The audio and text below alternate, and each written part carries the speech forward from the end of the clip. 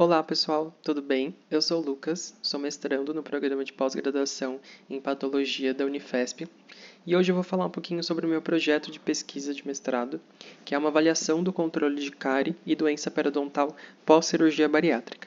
É um assunto novo, é um assunto bem interessante e que não tem muitos estudos ainda hoje na literatura. Então a gente vai aprofundar um pouquinho mais nesse projeto e entender mais sobre como que isso funciona. E para a gente entender, a gente vai falar um pouquinho sobre o que a gente tem hoje na literatura, né? O meu grupo de pesquisa, com financiamento da FAPESP, já fez alguns estudos em relação a esse tema. E o que a gente tem hoje é que esse estudo, né, ele aponta uma piora da saúde bucal em pessoas submetidas à cirurgia bariátrica. E o que isso significa? Pessoas com obesidade mórbida, né, em dieta preparatória para a cirurgia bariátrica e também aquelas que já passaram pelo procedimento, elas tendem a apresentar piora no estado de saúde bucal, com maior ocorrência de cárie, gengivite e também de doença periodontal. Essa foi uma conclusão realizada de um estudo pela minha orientadora, professora Paula, junto com a Universidade Federal de São Paulo, e esses resultados foram divulgados em artigos internacionais. E hoje a gente vai dar continuidade nesse projeto para entender um pouquinho mais sobre as intervenções clínicas que a gente pode adotar para esses pacientes também. E para a gente contextualizar, né, a obesidade ela é definida como um acúmulo excessivo de gordura corporal, e aí um dos problemas de saúde pública mais difíceis que a sociedade enfrenta em praticamente todas as partes do mundo.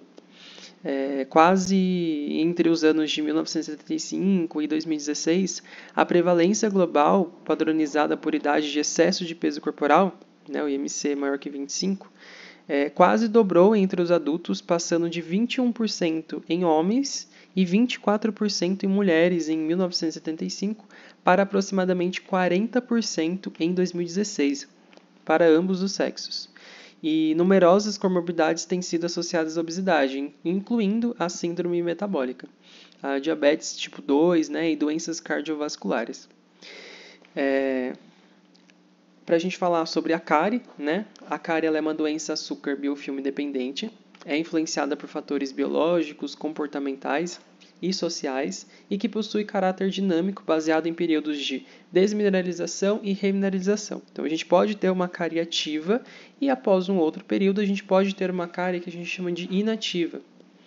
E a doença periodontal, né? A gente tem aí um constante processo inflamatório de origem infecciosa que acomete os tecidos gengivais ou os tecidos de suporte desse dente.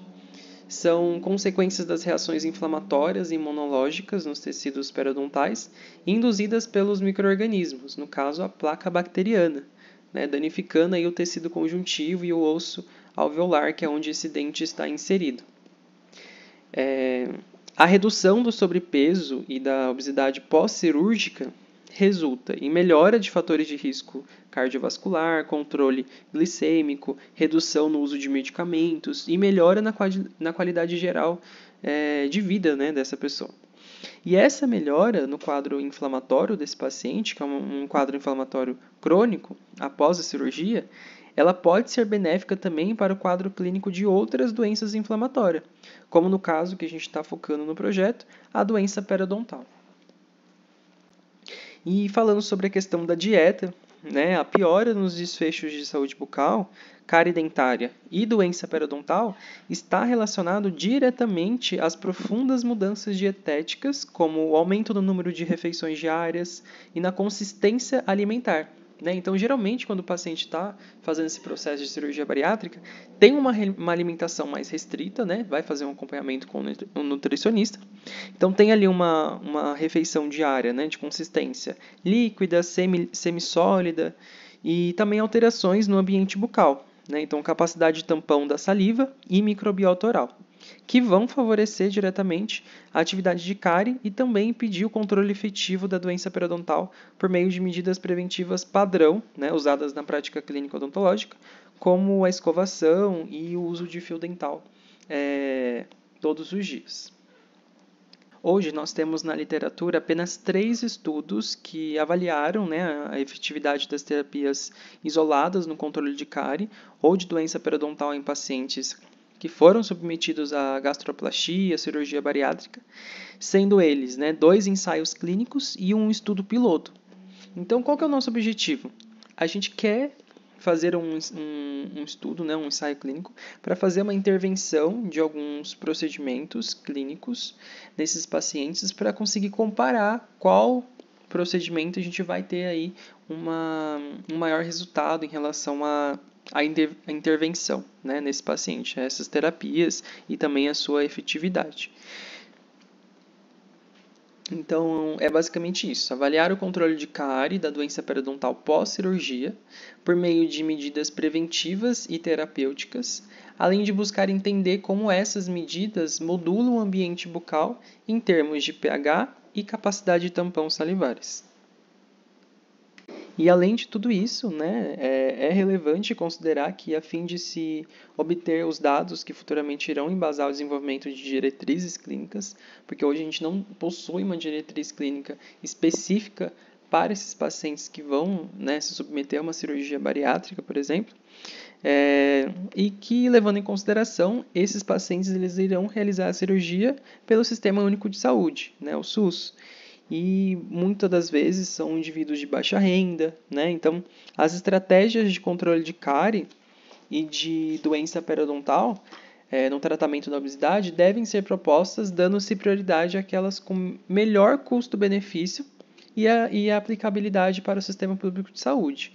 Então, para isso, a gente vai criar uma extensão à comunidade, a gente vai promover também algumas videoaulas, alguns vídeos interativos, dinâmicos e que não são maçantes para esse paciente assistir, também como um reforço positivo, né? Então, os pacientes que a gente vai usar na metodologia, né, aplicando essas intervenções, depois a gente vai fazer um vídeo só falando sobre isso, nós iremos fazer também uma extensão à comunidade com o uso de vídeos, essas videoaulas, como reforço positivo para o paciente ter o incentivo e também aprender a forma correta de higienização, o uso do fio dental, de uma forma mais concreta e definida para aquele tipo de paciente.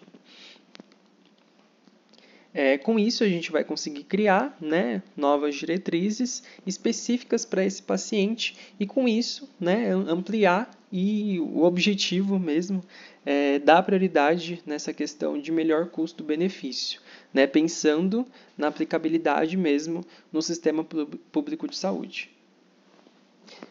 Foi isso, né? Esse é o meu projeto de pesquisa. Espero que vocês tenham gostado do vídeo. Deixo aqui aberto para possíveis dúvidas que vocês possam ter.